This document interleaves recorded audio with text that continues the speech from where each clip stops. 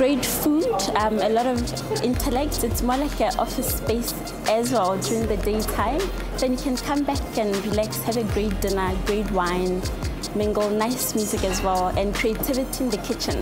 I think it's our biggest thing. We don't serve generally set menus per se. We design for each person as and when is required, because everyone has a different palate. So good food, I would say. So the main course for today is lovely lamb. Again, sticking with the local ingredients as far as possible. The Karoo lamb we cook with a bit of rosemary and we serve it with a balsamic reduction. The balsamic reduction is a very, very nice flavor adding compound. A little bit sweet and sour that goes in through to the lamb. There you have slow roasted lamb chops with seasonal vegetables. Again, to keep every bride and groom healthy.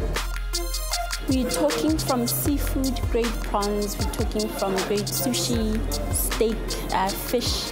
For those that eat the steamed broccoli and spinach and a steamed breast. So literally everything. We make everything homemade. The marinade is everything created from the chef, nothing bought. And the presentation. I think what we pride ourselves in is when the food comes out, it's a piece of artwork.